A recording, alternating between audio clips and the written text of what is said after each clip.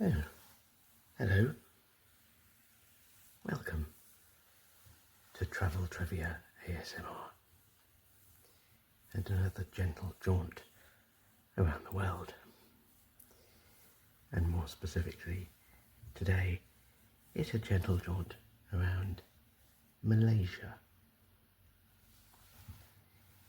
It's an odd shaped country, isn't it? Because there are two almost equal bits. The Peninsular, which comes down from Thailand, and part of the northern side of the island of Borneo, separated by a section of the South China Sea. Now, if this is your first time here, I'm so happy to see you. Thank you for stopping by. I hope you'll like what you find.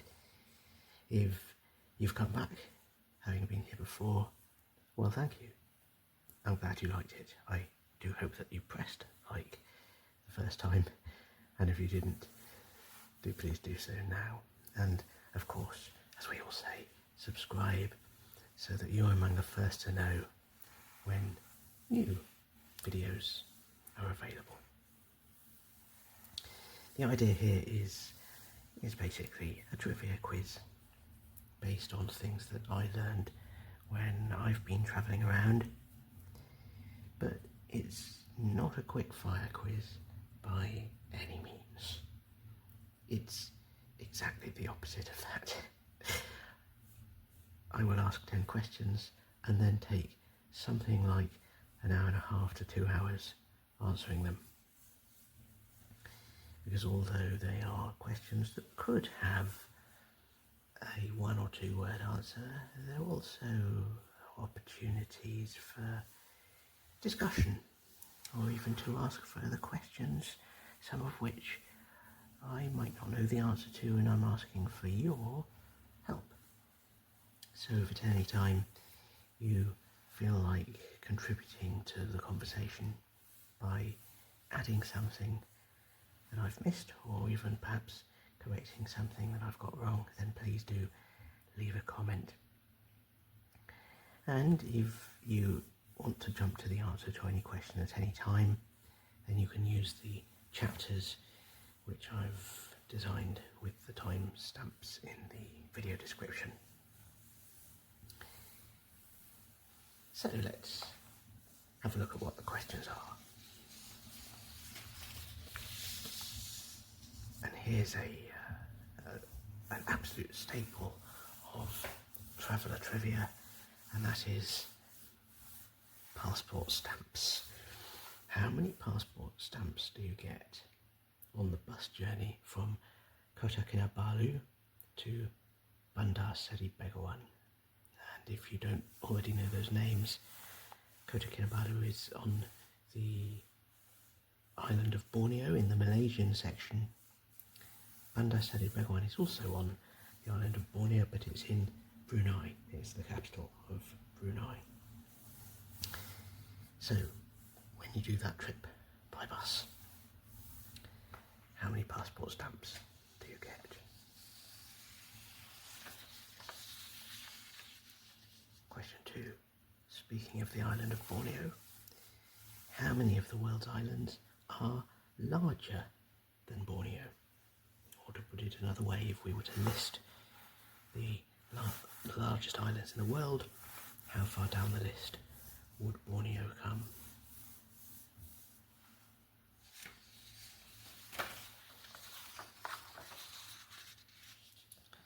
Now, strictly speaking, though we may say Malaysian Borneo, I think the technical term for that Malaysian section of the island of Borneo is East Malaysia. And so here's a question also about that island. The Rafflesia arnoldii, found in East Malaysia, is the world's largest what? If you know anything about Borneo, you can possibly go some way towards a guess, even if you don't know. And that's kind of the point of these questions. A lot of them you can make an educated guess, even if you don't know for sure. And that's true for question 4, certainly. What did Malaysia, Singapore and Brunei share until June 1967? There may be more than one possible way to answer that. I'm not sure, but certainly the answer that I have in mind is part and parcel of the traveller experience.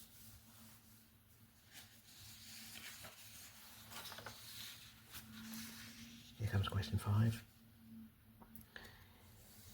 and it's the first of several questions where we're going to be looking at a few Malay words, and I apologise in advance for perhaps inaccurate pronunciation. What's the chewy main ingredient in Chill Minuman Cincau? Something that you of course can find in Malaysia, and I did.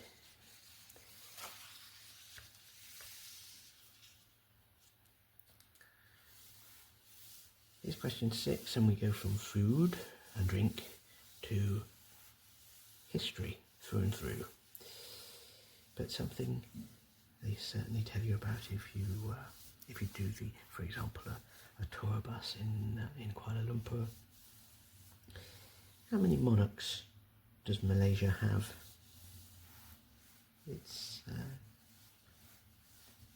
slightly unusual constitution, the way that country is made up, and we could say that there's more than one. So how many exactly?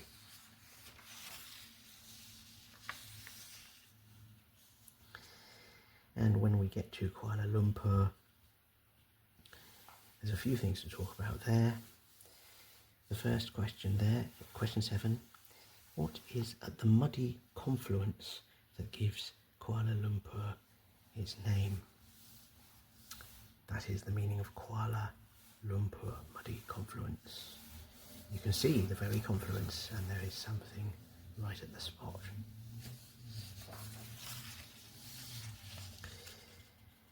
Now, of course, we can't be in Kuala Lumpur without visiting the Petronas Towers, and we'll see later that the way that I think is the common way to pronounce that internationally is not actually correct, but I will continue to say the international norm for the moment. Petronas Towers. How is the Petronas Towers skybridge attached? I hardly need to say that we're talking about the twin towers with the horizontal piece kind of halfway up. How is that attached to the two towers either side of it?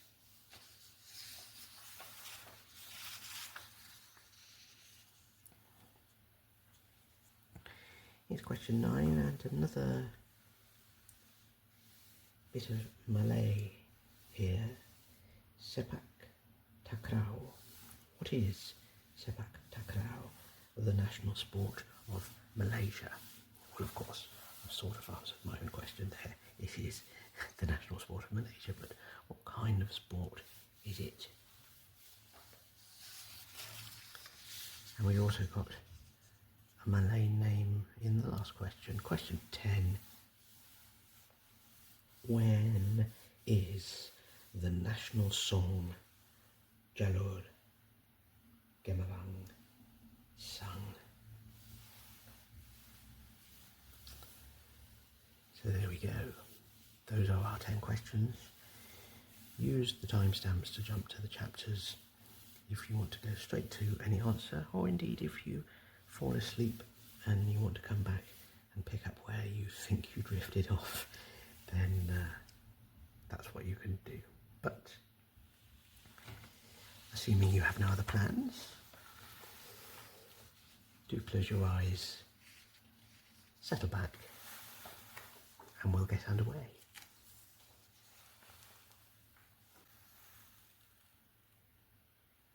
with our first question, and that was, how many passport stamps do you get on the bus from Kota Kinabalu to Bandar Seri Begawan?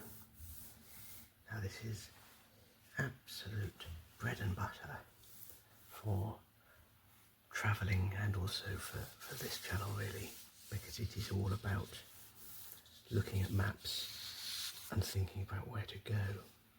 Let's just draw on the first of those places. Kota Kinabalu is sort of there on the coast of the Malaysian section of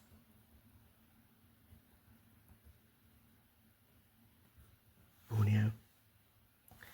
Now I'm not actually going to draw on Bandar Seri Begawan because it is not in Malaysia. However, it is in Brunei, and although I'm not going to draw it on my little master plan, as it were, I have prepared, courtesy of Google Maps, a closer inspection of that part of northern Borneo. Now, rather than actually show you Google Maps on a device, I wanted to print it off for two reasons. First, I didn't really want to have the things popping up on the screen as happens when you're looking at an app, but also I wanted to have the opportunity to draw the route of the bus. So if you've been in Kota Kinabalu up here and you want to take the bus to Bandar Seri Begawan, that's the route that it takes. And of course it would also be possible to go in reverse. It would follow the same route. And the bus company is called Sipitang Express because it passes through a city called Sipitang, which you can see there. In fact, I'm just going to get my pen here to point a little more accurately. So if we've come from Kota Kinabalu, you can see that you encounter the border with Brunei here. And I have to say that you're already about 5 hours into an 8 or 9 hour journey. And so you cross the border with Brunei there. You then exit Brunei again and go back into Malaysia. And then you leave Malaysia a second time to enter Brunei for good. And the road follows round into the capital of Brunei there. Now, if you were in a private car, you may just be able to see that there is an opportunity to take a newer road from this eastern section of Brunei. It crosses out over the sea and into the capital that way, so that should tell us that is a bridge. And I suppose that the bus doesn't use that bridge for one of any number of reasons. I suppose it might be that the bridge is closed to hire vehicles. The bus might not wish to pay the toll for using the bridge if there is one, or it might just have a contract to pick up passengers from these other places. But for whatever reason, the bus continues to follow the old main road, and therefore you go into Brunei, back into Malaysia, and into Brunei.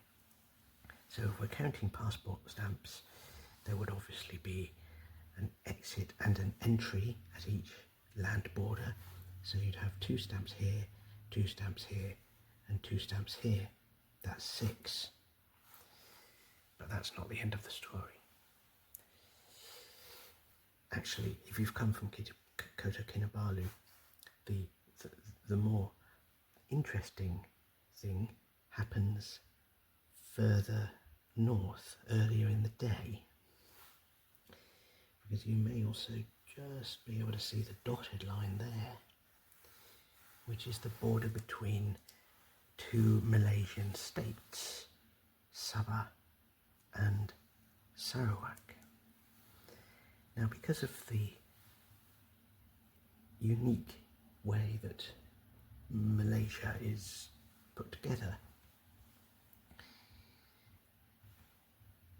these two states have a great deal of autonomy, and this isn't uncommon, I suppose, in many countries. Most obviously the USA, or perhaps Australia. You might cross a state border and there might be a certain change of speed limit or a change of law that you have to take into account. And in Australia you'd get customs checks as well. But here in Malaysia, they actually have immigration control between one state and another. And the result is you actually get your passport stamped on this domestic border between the Malaysian state of Sabah and the Malaysian state of Sarawak. And the result is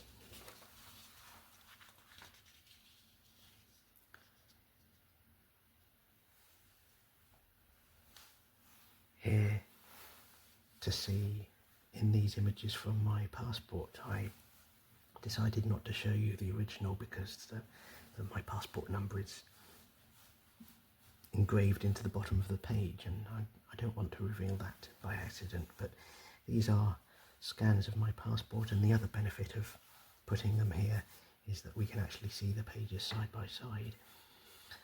So I flew into Sabah, into Kota Kinabalu airport there on the 17th of January.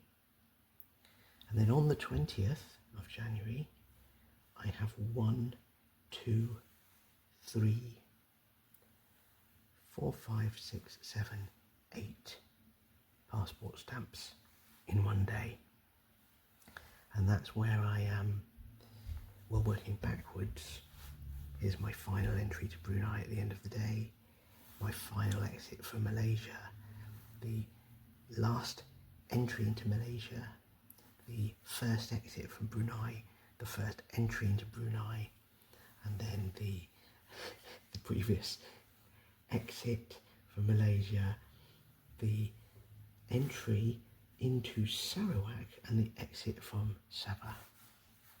So those two stamps there, exiting Malaysia and entering Malaysia, are actually seconds apart at a roadside on the island of Borneo. And the comical thing about it, meaning no disrespect at all, this is just absolutely joyous, is that there's one hut barely bigger than the space that it takes a desk with two people sitting at it. And so you've got a little window that you put your passport through. One person stamps it out of Sabah. They don't even give it back to you, they just pass it to the person sitting next to them, who is working for the state of Sarawak, who puts the entry stamp in and then gives you your passport back. And so for the several seconds in between those two people giving their stamps, you are officially not in Malaysia. And of course, that alone is the only reason to do this bus journey. I mean, there are other reasons, of course. You see a lot of the stunning island of Borneo, and there are very interesting things to see at the start and end of it. But it's certainly a traveller quest to do the bus journey with 8 passport stamps in one day.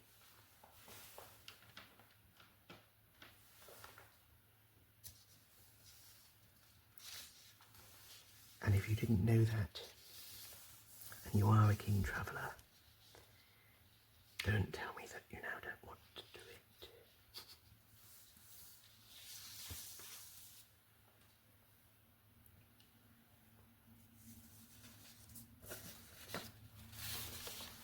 Take that one away as well.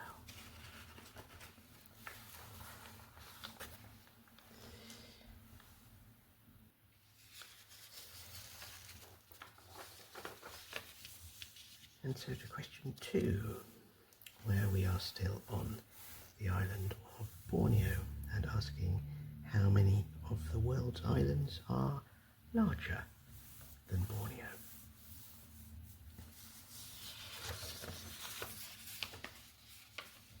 Now, of course, if I had drawn the whole island of Borneo here, then it would relegate Malaysia into quite a small section of the page. And I didn't want to do that. I wanted to give Malaysia pride of place. You can see on this map I've used red for land borders here between Malaysia and Thailand on the Peninsular, and then over here it's the border between Malaysia and Indonesia, and also the border with Brunei. The blue is the coasts, and I've also indicated here where the land continues. So the whole island of Borneo would be enormous compared to what we see, because Malaysia is only a small section of the island of Borneo. Most of it is Indonesia, and of course the section that's Brunei is tiny. So just to give us an idea of how big Borneo is, I'm going to enlist the help of this book which I bought recently. It's called Brilliant Maps by Ian Wright, and it's derived from the website of the same name, their YouTube channel and social media, called Brilliant Maps.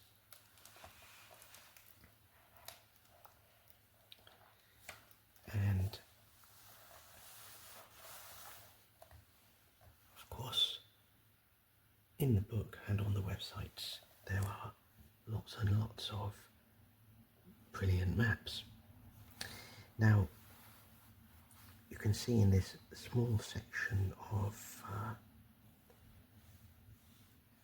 the north of Borneo, you see the distinctive curve of that coast there. That's this island here, but only a very small section of it. And you remember I was saying that the bus journey from Kota Kinabalu to Bandar Seri Begawan takes 8 or 9 hours. Well, that's the tiniest section of that coast. So this is one massive island. And on this page we see the largest islands in the world. We'll come back to which ones are larger than Borneo in a moment, but before we do that I just want to show you this one. And this is an amusing idea. This map imagines that if you pick up all the land masses in the world and you plonk them down in the Pacific Ocean, there will still be room. Or to put it another way, the Pacific Ocean is larger than all the land put together. Now the reason that's relevant to this question is not because it's about Malaysia in particular, but it is about islands. Just the other day I was watching a TV show, and there was a quiz. It wasn't a quiz show, so this wasn't an official quiz question and answer, but it was just some people chatting, and one of them said, "Oh, what's the largest island in the world?" And there came the answer, Australia. And when I was a child, I remember there being textbooks that said Australia is the largest island in the world. But these days that's sort of been reassessed. People don't count Australia as an island, they count it as a continent or a continental landmass. And so in that respect it is on a par with all of the Americas and all of Africa, Asia and Europe, which technically are all one landmass. I know that these days they've built the Suez Canal, so Africa has been detached, but technically that's all one landmass. So they don't count Australia as an island, because to do so would also be to count all of the Americas as a landmass, and so as an island, I beg your pardon. So if we're discounting Australia as an island, we go back to this page and we can see that Borneo is the third largest island in the world, and there are only two islands that are bigger, and they are Greenland and New Guinea.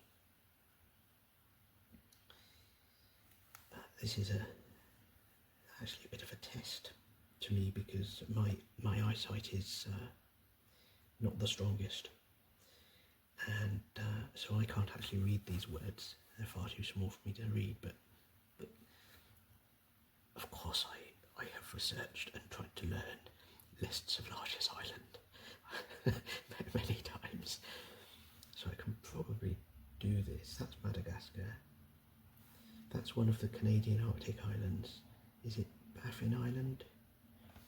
That's Sumatra, I think, which is actually relevant to us here, because Sumatra is just southwest of Malaysia. Then we get Honshu, that's the biggest island of Japan. I think that's another of the Canadian ones, which is that Victoria Island. And then there's Great Britain, the 9th largest island in the world, and then the 10th is another Canadian Arctic island, Ellesmere Island, I think. Anyway, I won't go through 11 to 20, but I'm sure this will re-emerge in one of these videos at some point. We will, I'm absolutely confident, be coming back to the largest islands in the world. But for now, in answer to our question, how many of the world's islands are larger than Borneo? Well, we only have Greenland and New Guinea, and therefore the answer is 2.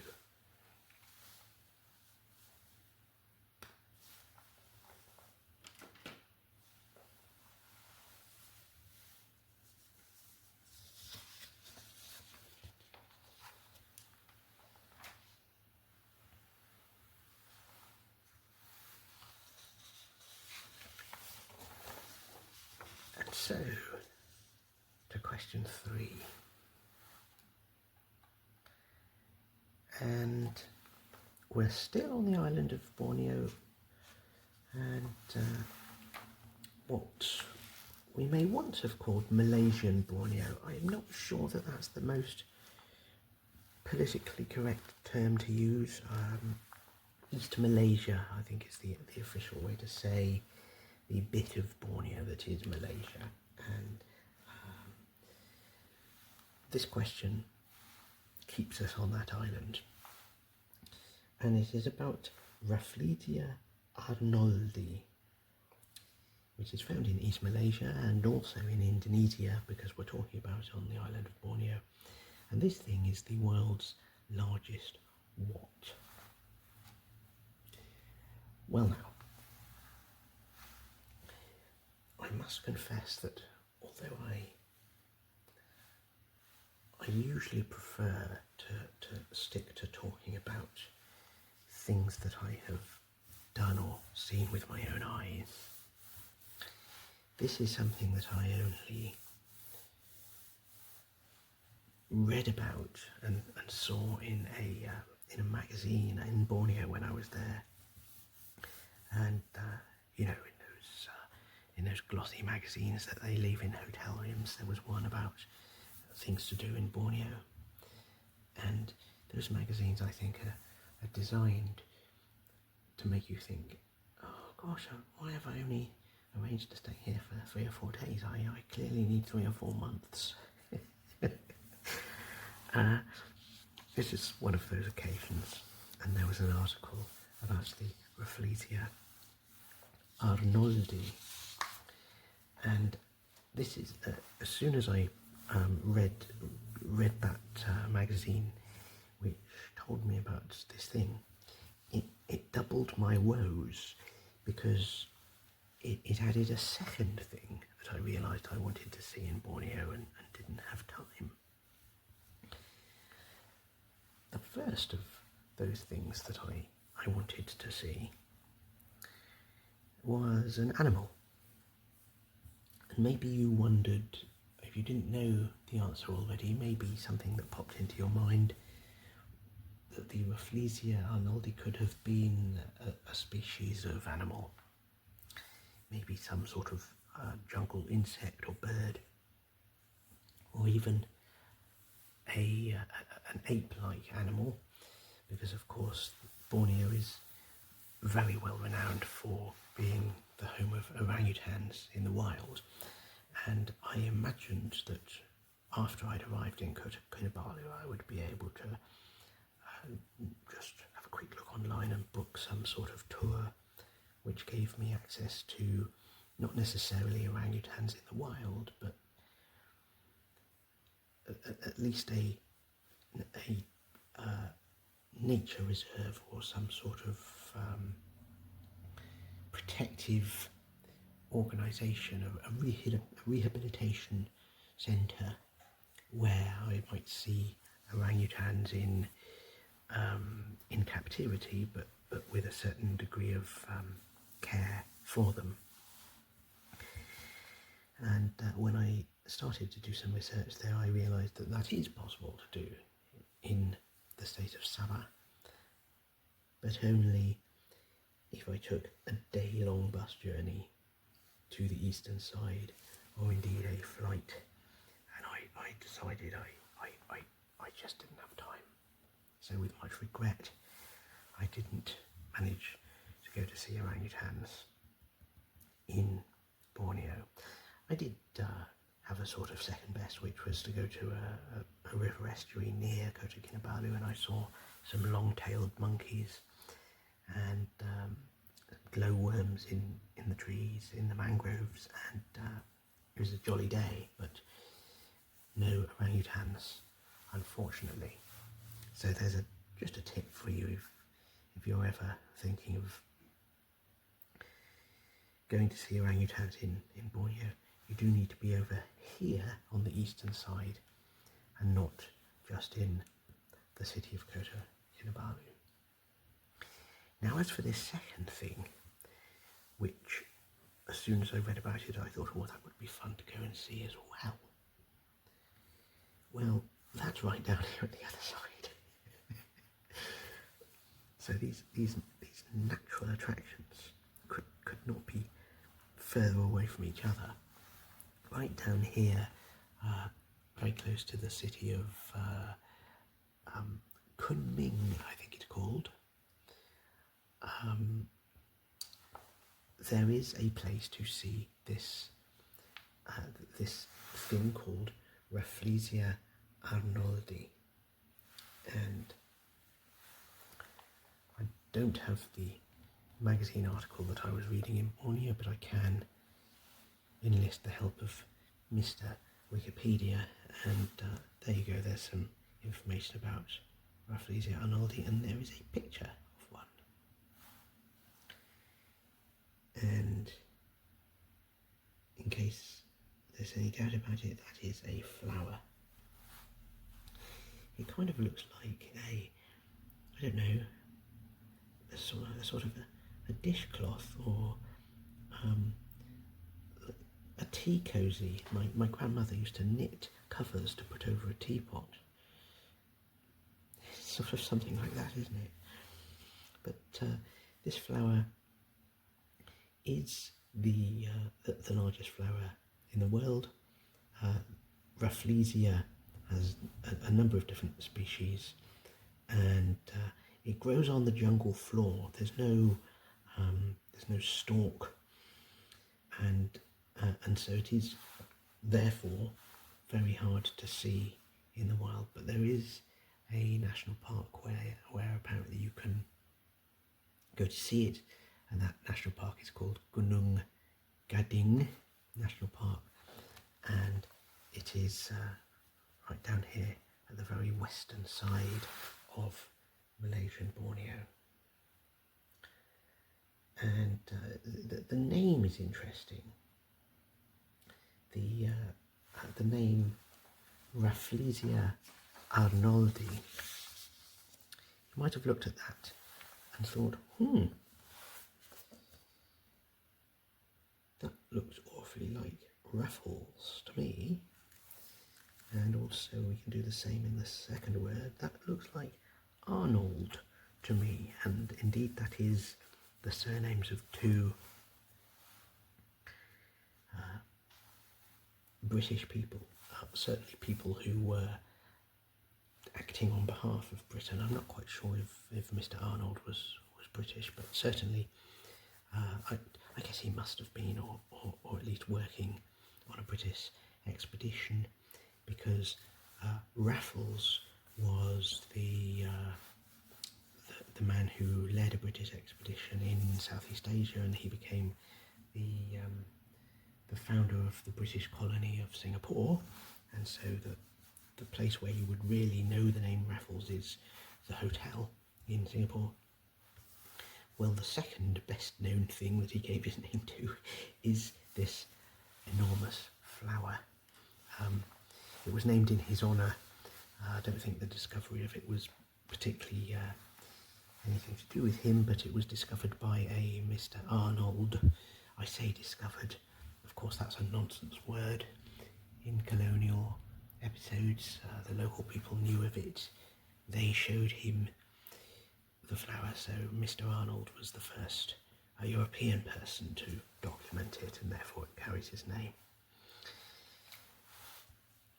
This largest flower in the world.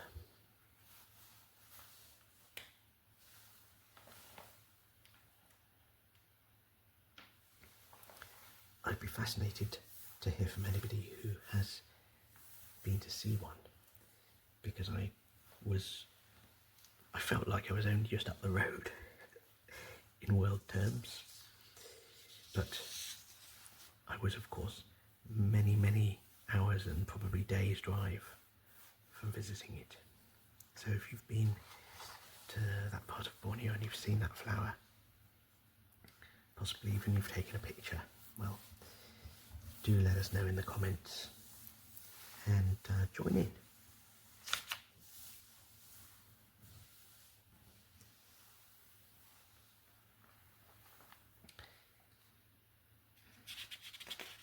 Now when we go to question 4, what did Malaysia, Singapore and Brunei share until June 1967? Well, of course, the colonial history that I was just mentioning in the context of the discovery of that flower is very relevant here. And actually, if you think about why Malaysia looks like it is, it's entirely wrapped up in the fact that this is the extent of British control in that area. I gather that the first British settlement of any sort in Southeast Asia was Georgetown, which is on the island there, just off the west coast of Peninsular Malaysia. Singapore, of course, was that colony founded by Sir Stamford Raffles, and the British controlled all of this area at one point or another. The area that is now Indonesia came under Dutch control, I think. I have not visited Indonesia yet, so I can't tell you much more about Indonesia, but as I understand it, that's why the borders are as they are today. Well, certainly the border between Malaysia and Indonesia is determined by how far the British got. And so when everyone wanted to declare independence from Britain in the 1950s and 60s, there were people in what is now Malaysia and also Brunei and Singapore who attempted to be a grand federation of Malaya, and that began in 1957. But I don't think it originally involved Singapore and Borneo. I've got a feeling it was just the peninsula to start with, and then Singapore was invited, as was what the British called North Borneo. It's now called Sabah and Sarawak. I think they joined the Federation of Malaya, and then that became known as Malaysia, and that was in 1963. But then, spool forward to the end of the 60s, and you get Singapore and I suppose Brunei saying, no, this isn't working for us, so we're going off on our own. I'm not sure whether Brunei was a full part of the Federation of Malaysia, or whether they just shared the thing that's the answer to this question.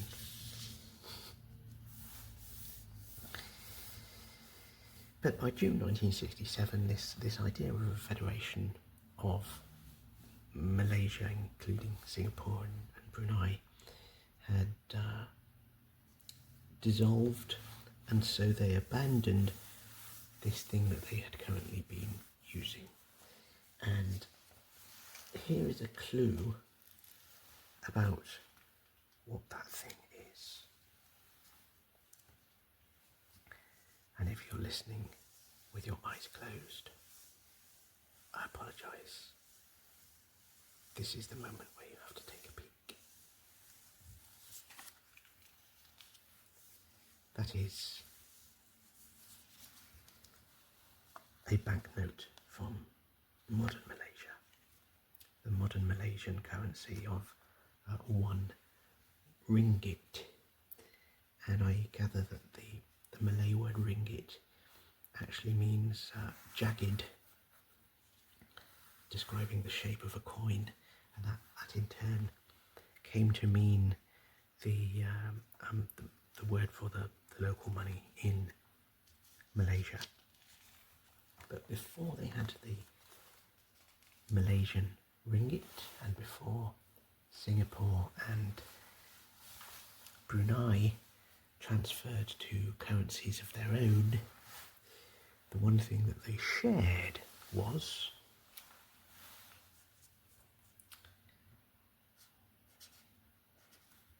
the Malaya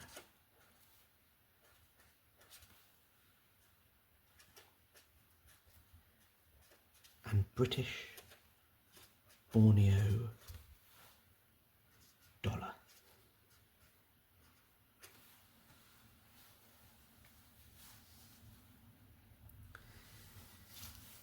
I'm sure there may have been other things that were common to that attempted federation, but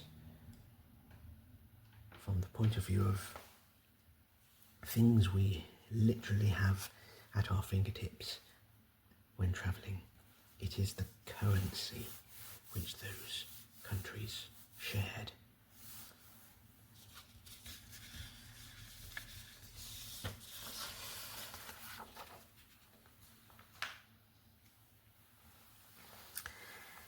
And that question has kind of been the bridge between Borneo and the Peninsula, because now we jump from Brunei to Singapore, and we're going to enter the western side of Malaysia from the south.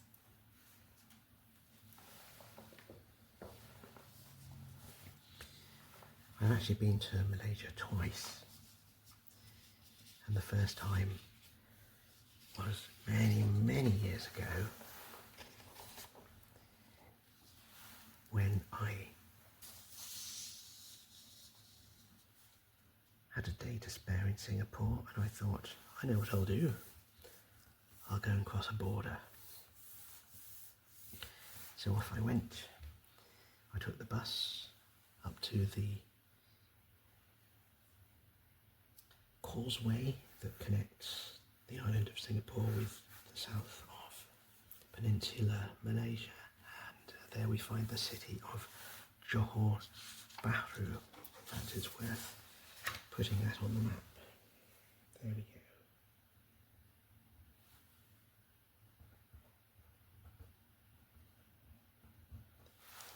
Johor Bahru, the city that faces Singapore. And when I got there, I bought this thing called Chill Minuman Cincau. Now, I don't mind saying, and I certainly wish no offence to the place, but when I arrived here in Johor Bahru, it was a bit of a shock to the system. I think this was my first time in Asia. I had stopped in Singapore on the way between Australia and going back to the UK. And one thing that is immediately difficult in Asia, and in this part of Southeast Asia, is it is so hot and humid. We're talking about a part of the world where the minimum temperature ever recorded is something like 16 or 17 Celsius. And it's also humid, and it's pretty hard work just walking along if you're a slightly fragile North European like me. And then of course you add to the fact that here we're talking about a border town, and border towns, with the best will in the world, are always a little in your face. You know, you cross the border, you emerge from an air-conditioned immigration building, and you're sort of spat out into the real world, where taxi drivers are clamouring for your attention, and there are new sights, smells and sounds that come at you all at once. So I don't want to say that I disliked it. I certainly have very vivid recollection of this day, even though it's 20 years ago. But it was hard work, let's just say that. And so I was therefore delighted when I popped stopped into a market.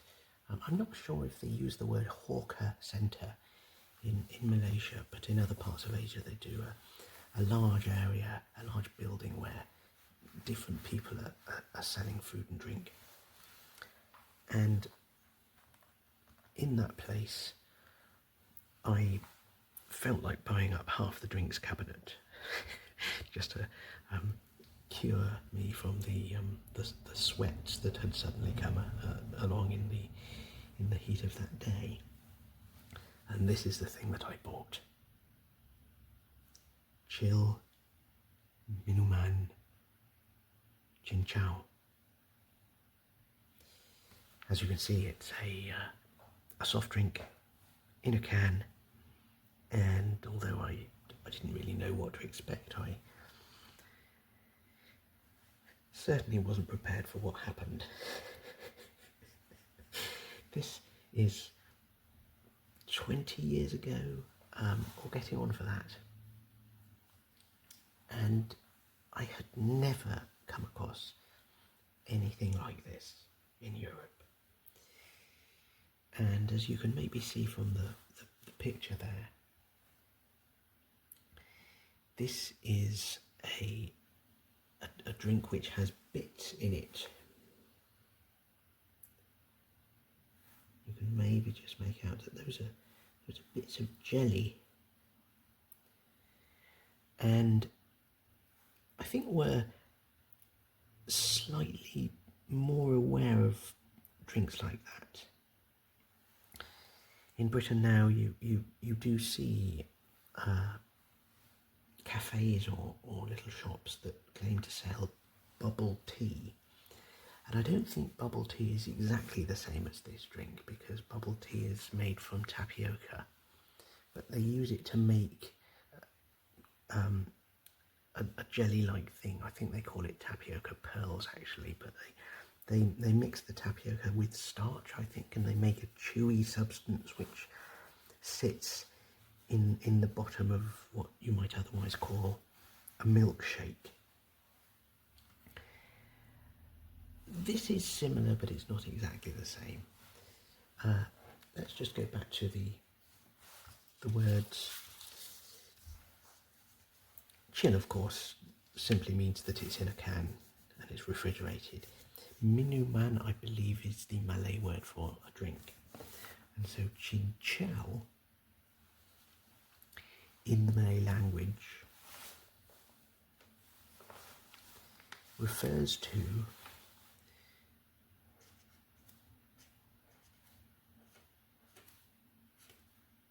grass jelly. And it is the grass of a certain plant, which I gather is called mesana. And that's why I say that bubble tea is not exactly the same, because bubble tea is made from tapioca and this is not, it's made from mesana. But the result, it seemed to me, was very similar. Now, when you're not expecting lumps of jelly in the bottom of your drink, and you're just expecting a sort of a lemonade or something, it does come as a bit of a shock, and you kind of think, what on earth is this? I'm not sure if I grew to like it. I drank it all because I was absolutely desperate for a drink. And actually the taste was quite nice. It was a sugary, syrupy drink. It was just the texture that I found a little puzzling. Now, I hope I have adequately explained the difference between this and what we in Europe have started to refer to as bubble tea. If anybody does know any better, if you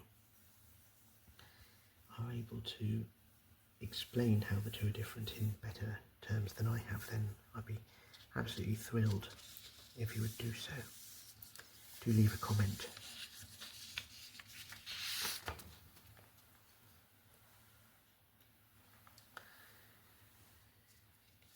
But we shall continue to question 6.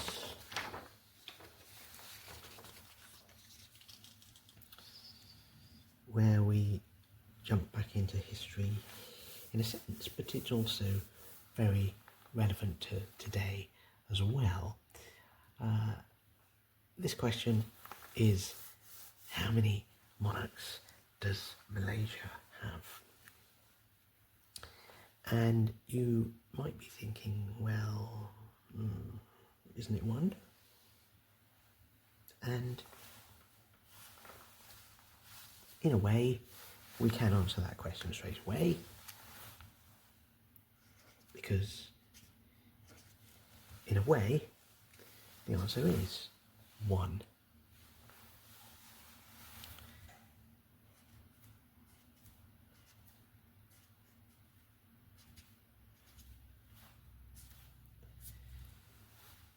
But we must qualify it with 1 at a time. And even then we need some further explanation, because most monarchies, I would probably want to say all countries that have a monarch only have 1 at a time, in the sense that you wait for one to die and then the next one is immediately shoved up onto the throne. In Britain, which is where I live, obviously that has happened fairly recently when Queen Elizabeth died and King Charles ascended to the throne. So there's only 1 monarch at a time. But in Malaysia, it isn't just a hereditary monarchy where they wait for 1 monarch to die and then the next one takes over by dint of the fact that they are the previous monarch's son, or if not the son, then some other relative who's first in line. In Malaysia, it's actually what they call an elective monarchy. Now, the reason I started to take an interest in this is because when I got to Kuala Lumpur, which I'm going to put on the map, it's here.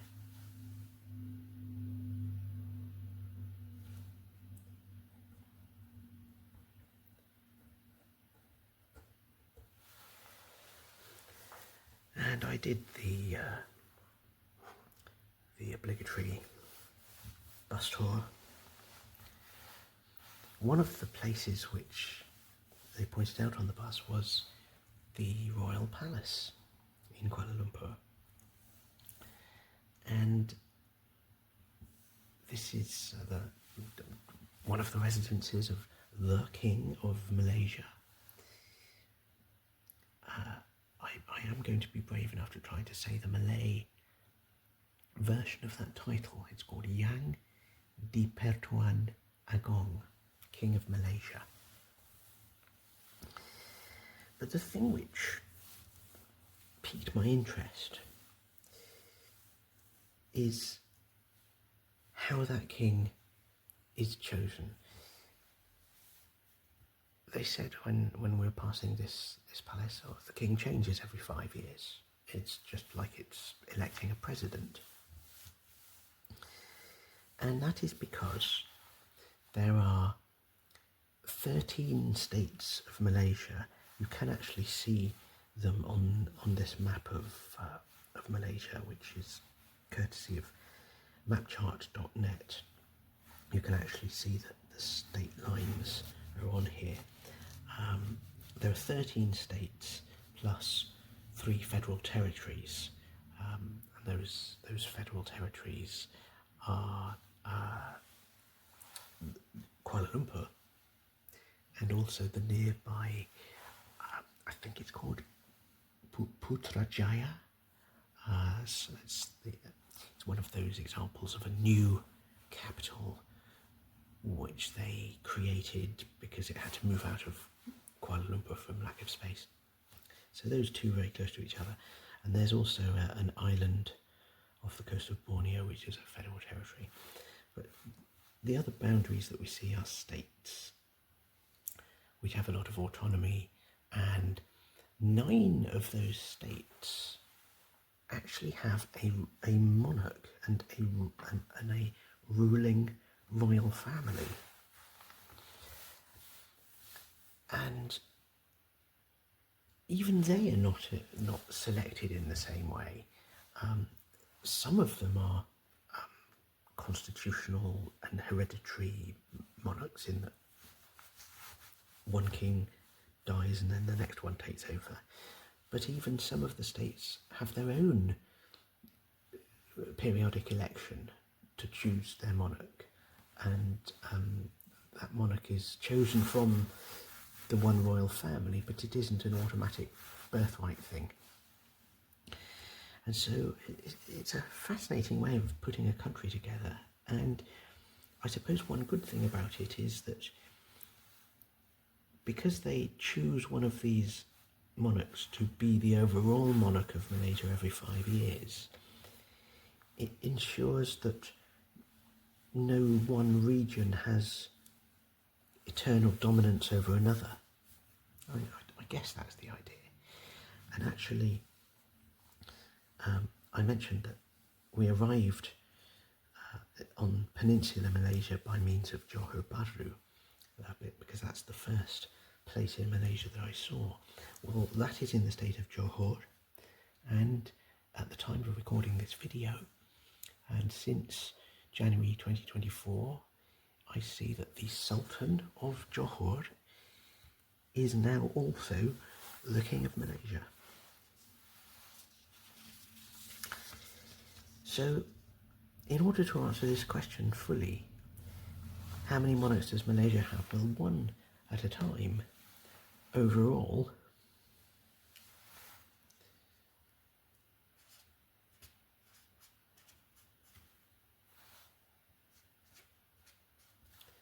but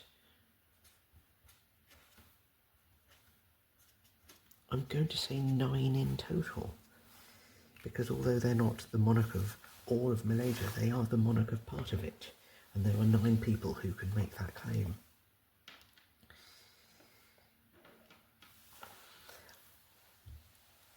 I don't know if there's any other country where the leader is chosen in the same way. I suppose the only one that springs to mind which may be similar is the United Arab Emirates, because there's several emirates and each of those has a leader. I'm not quite sure how they work out who's going to take overall charge. I must remind myself of that, because I have been to UAE and I intend to make a video about it soon. But for now, we leave our monarchs of Malaysia alternating around the group of 9 of them, and each taking their turn.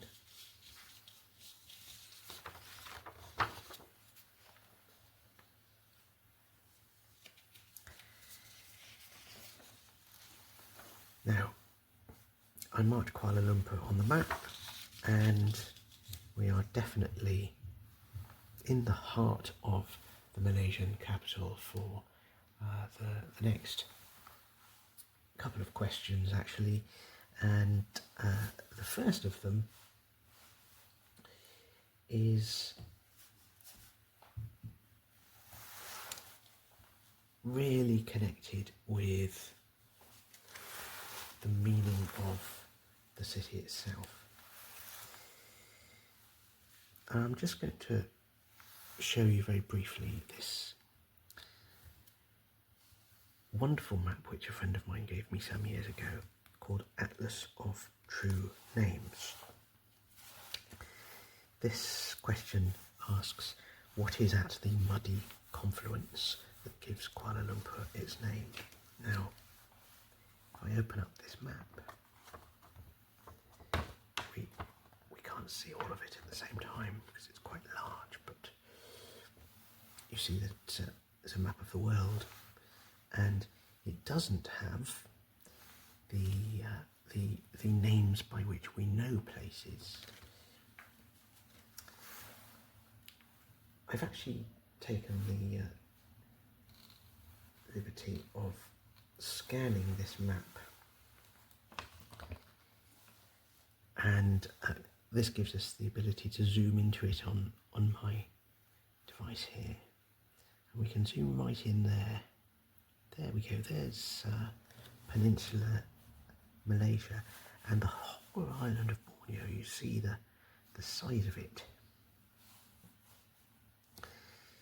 And the name Malaysia apparently means mountain land, and this map has actually translated Kuala Lumpur as muddy mouth.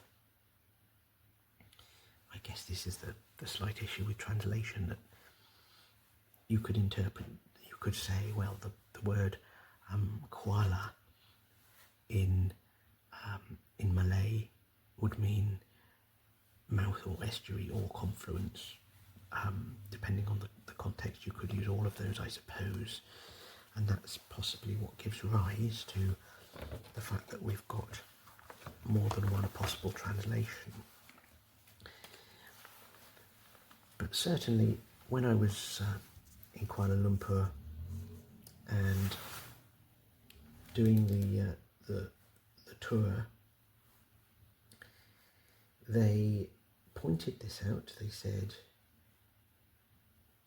you've got your words Kuala Lumpur, and it means muddy confluence. You can see here, this is the confluence of two rivers. It's the river Gombak, which I think is this one, and the river Jamek, which is that one flowing into it. And I'm actually going to borrow the map from dear old Lonely Planet. You can see this is an overall map of Kuala Lumpur. I remember I stayed right down here by the central station, and then up here is the colonial district, and we will also be visiting this area over here in the next few minutes. But I'll turn over for a closer look at the colonial area, and there you can see on the map, there's your two rivers flowing down that way, and the other one flowing into it. So it's here, right at this spot, right in the heart of the city, just behind where the colonial rulers built all of their stuff. And that is where we see this spot. The muddy confluence is not very muddy anymore because they've built up around it, and the specific thing that marks the spot is, well, as you can see, a mosque. What you can also appreciate is quite how tiny that mosque is beginning to look as compared with some of the buildings around it.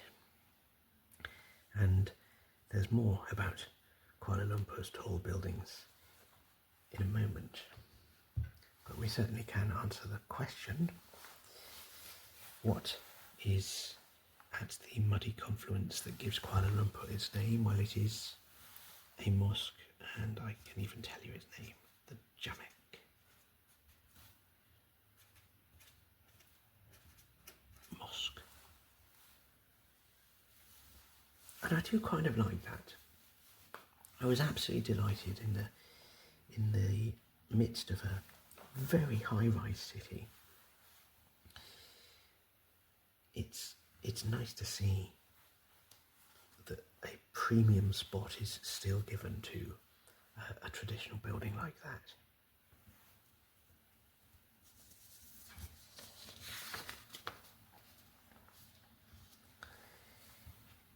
Now, we are staying in Kuala Lumpur for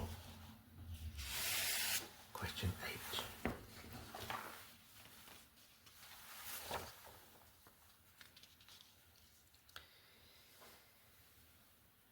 my reference to tall buildings just a few moments ago is certainly of interest now,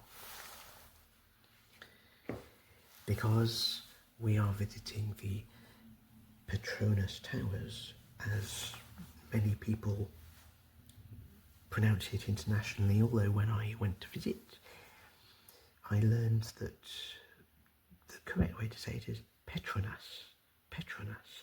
And when you start to appreciate that this is an oil company, therefore the word petrol is related. I think it must mean something like the National Petrol Company. Petronas, not Petronas, but Petronas Towers. I gather that's how you're supposed to say it. And, well, of course you know what that looks like. But I am going to show you a picture anyway, because I'm so proud of it. I don't often take a picture that I want to show everybody forevermore, but that's one of them. That's just stunning, isn't it? It's an iconic symbol of the city, and in fact I didn't really realise until I was there in the park behind it that there is this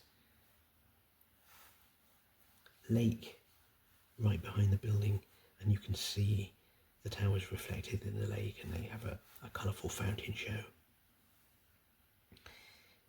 I spent hours just sitting there gazing at that. It's a sensational sight, it really is. And of course another reason I spent hours sitting there is, as previously mentioned, this is a hot and humid place, so it isn't the place for racing around. Spending a few hours just sitting in a park is more than welcome. And I got there in late afternoon and watched the sun go down and waited for this glorious sight by night. So our question refers to that bit there, the skybridge. And a question asked, how is the Petronas Towers skybridge attached? Well, it's certainly worth saying that this is not quite the tallest building in Kuala Lumpur. It may have been at one point, it may have been at the time of construction, but it is no longer. There is a taller building. In fact, what is a building is a bit of a grey area, because some people say that a building is only a building if there is a function for it at all levels, from ground to ceiling, from the base to the top, and therefore telecommunication towers which have a revolving restaurant at the top, but there is no function within the big stick. It's a ball on a stick building.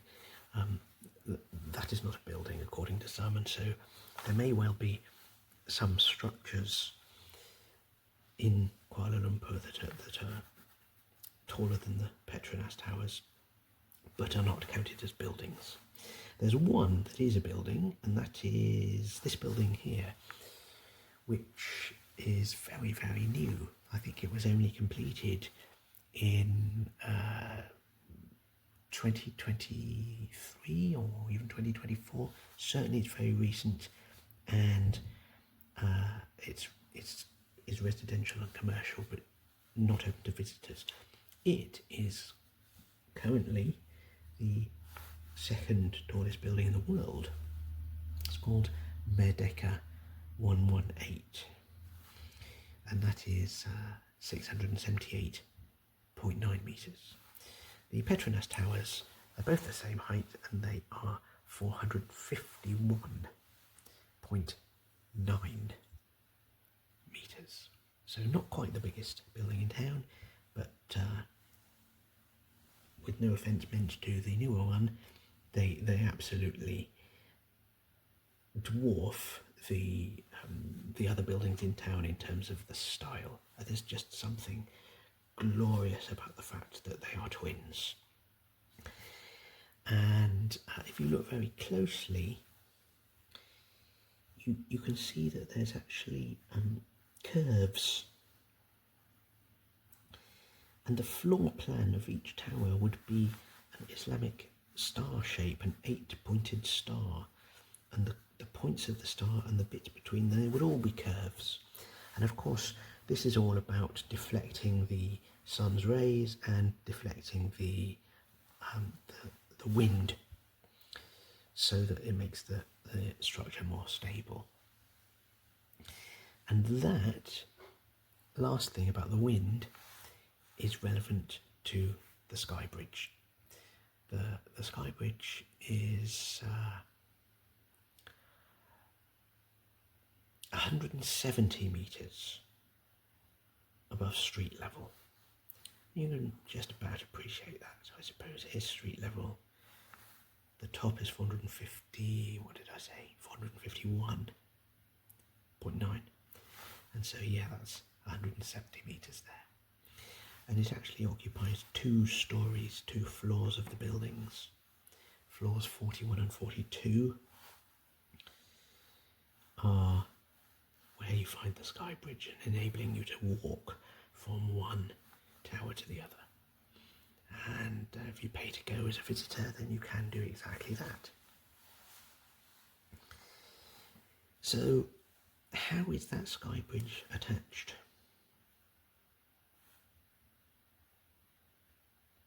Well, you might say, there it is there, sitting on kind of Martian-esque War of the Worlds like stilts. Perhaps it's bolted in there. But no, neither of those things is true. Because if you imagine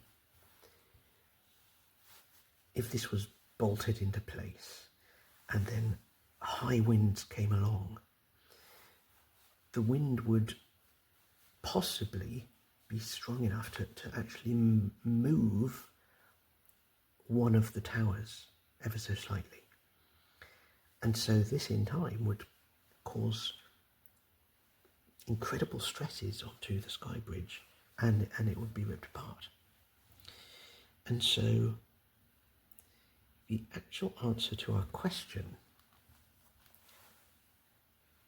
how is the skybridge attached? The actual answer is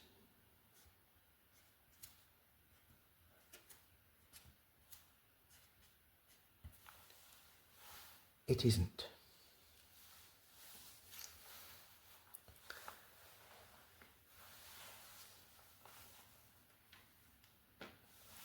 Just let that sink in.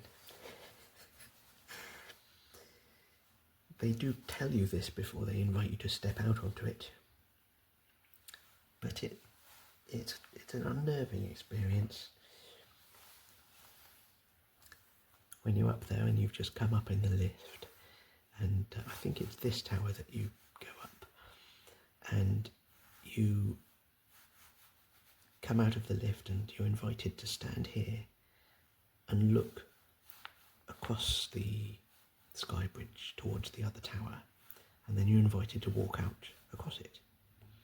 But before you do that, they say to you, it isn't actually attached. All that's happened is that they've built a sort of a groove inside the 2 towers, and the floor of the skybridge slots into that groove on both sides. But there it sits. There it just rests, and if the wind blows and either of the towers move, then the skybridge just stays in place, and the tower sort of sways around it, and it's never going to sway to the extent that the skybridge will completely be removed from its slot, but it merely sits there unattached, and they pray that the winds will never exceed. I think it's designed to withstand winds of several hundred miles an hour or something crazy like that. You know, it would take a stronger wind than has ever been recorded to actually dislodge the skybridge or to topple the towers themselves. So, do bear that in mind if you fancy going to visit. And if you're scared of heights, well, just don't look down.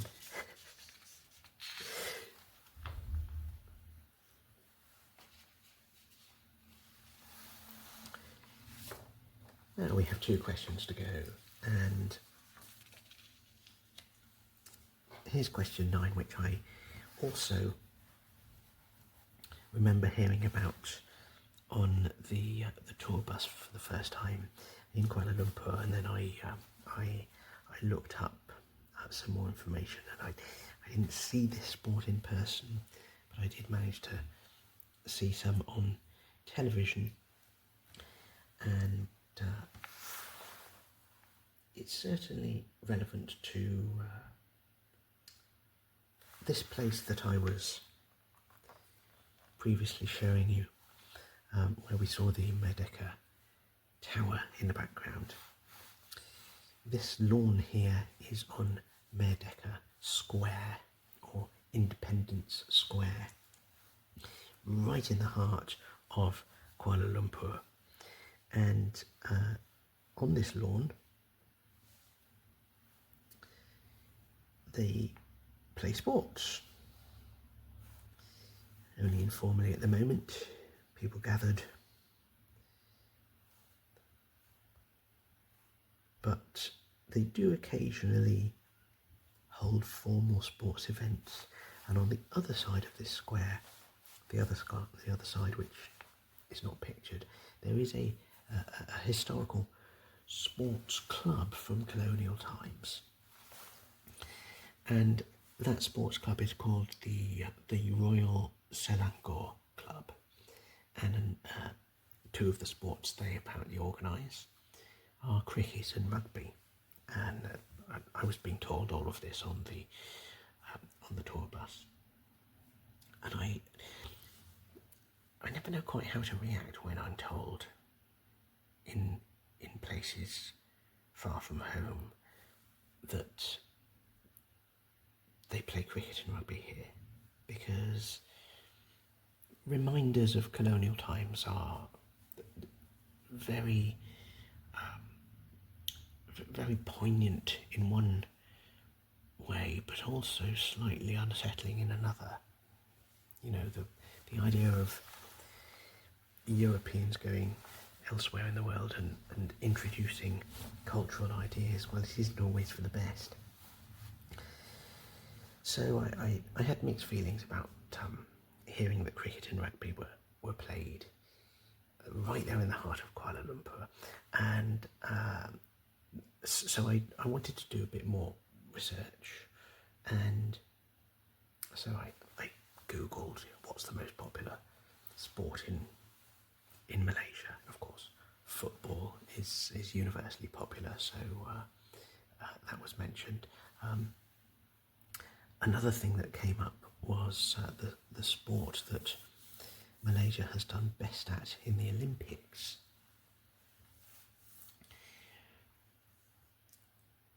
And that sport is badminton.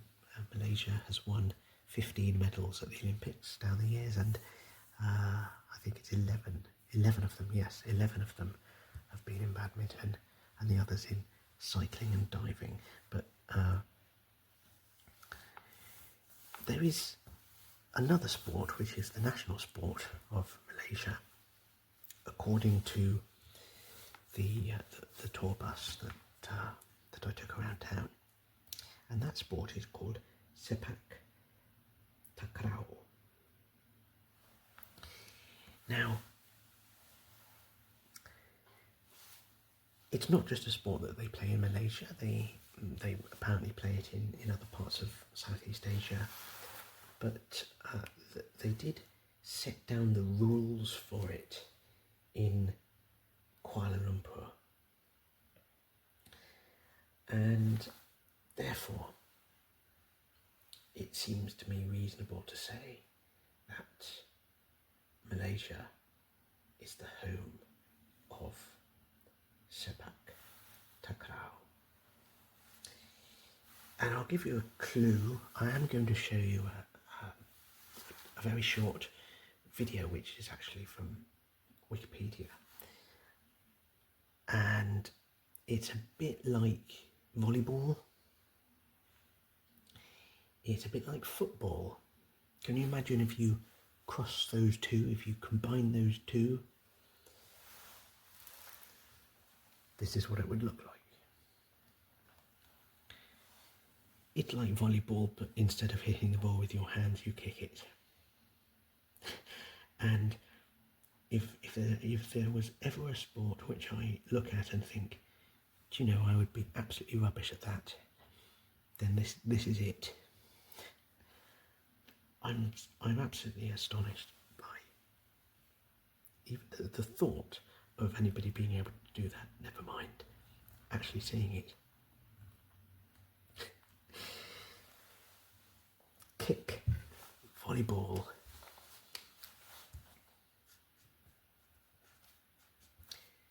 Is a reasonable English translation, I suppose, or at least a way of explaining what it is. If you have been to Malaysia, if you've seen it live, or even if you have played it, then I don't know, perhaps you could tell us in the comments, is it as difficult as it looks? Is it fair to say that it's more difficult than normal volleyball with your hands, or any other sport where you have to kick something? It certainly looks that way to me.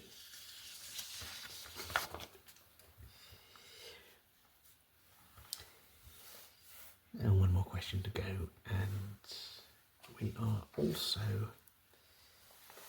talking about a national symbol of sorts. The last question was about a national sport. Well, this is not just about a national song of Malaysia, which is called Jalur Gemilang. It is also about a national flag. Yes. Regular viewers will probably have been thinking, wait a minute, we haven't had a flag yet. Surely that's coming in the last question. Well, absolutely right it is. Let's just find the national flag of Malaysia. I mentioned earlier that there are 13 states and 3 federal territories, and this was actually increased from the original number. There we go.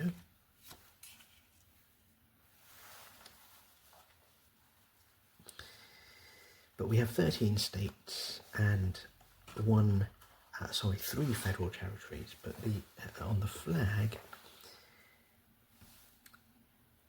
we sort of have a legacy of the fact that there were fewer states and only 1 federal territory to begin with, and somehow or other they have arrived at 14 stripes, red and white, and also on the star you have 14 points.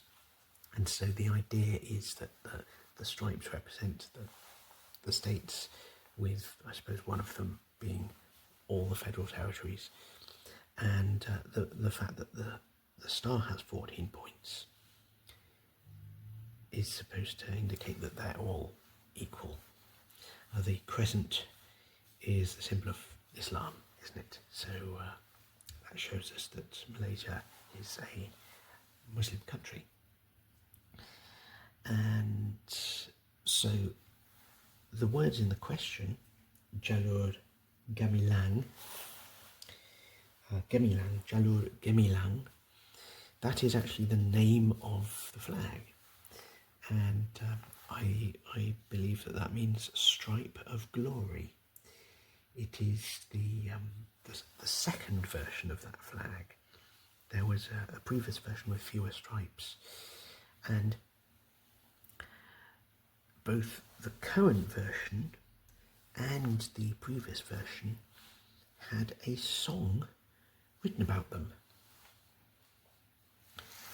And this is absolutely thrilling, because it is actually, it's not the national anthem.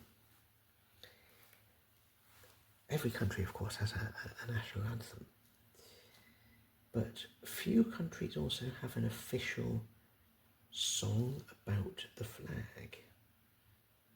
Malaysia is one country that does. And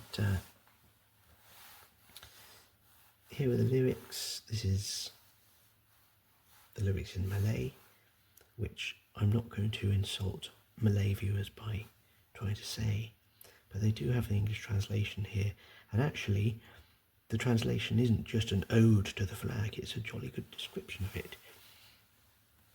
Your red represents steely will, whoever he is. Your white represents clear and kind character. Yellow of the sovereign, the country's protector. That'll be the one sovereign who's chosen out of the possible 9.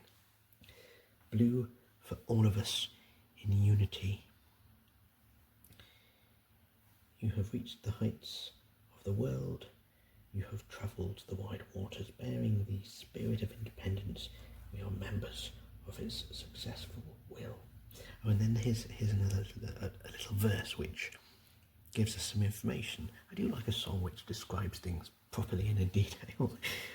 14 stripes across for each of the states of Malaysia. One voice, one spirit. So its sovereign citizens solemnly swear. A nice bit of alliteration there. Stripes of glory, beneath your care, stripes of glory, we unite. And so on. Now, it did cross my mind, not just when making this video, but also when making this series, when making this channel, wouldn't it be fun to include in these ASMR videos a kind of a soft or gentle interpretation of some national songs, just to kind of quietly hum them, but I haven't completely abandoned that idea. I have mixed feelings about it, because it might not always be very, very appropriate. It might actually belittle the spirit of the song, for example, and I think this would definitely be true in this case. This is a triumphant and a glorious song, and of course there are videos of it, and I've put a video link to it in the description, because I absolutely love it. It's one of those absolutely super proud march-like pieces of music, and it's well worth a listen. So do click on that when this video has finished, if you fancy. That moment is mere minutes away now. But to answer the question, when is the national song sung? Well,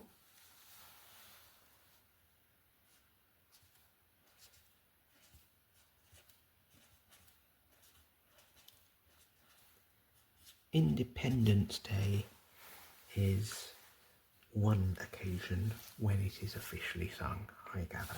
I suppose that it may unofficially be sung on other occasions when the flag is raised, just as we all may sing our national anthems as we please. But remember that picture of Independence Square from Kuala Lumpur? Well, you may also have spotted a massive flagpole.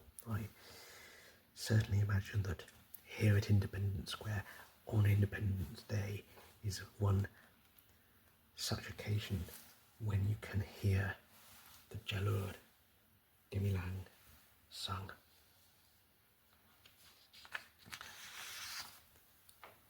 So do click your way through to the video of that song if you want to hear what it sounds like.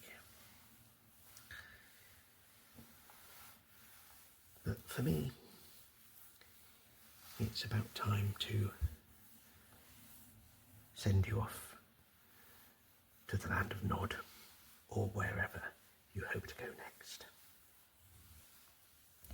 If you have enjoyed this gentle jaunt around Malaysia and you fancy another in a similar sort of ASMR style, then do please click around this channel, press like, leave comments, and best of all, subscribe so you can find the new releases every time they're available.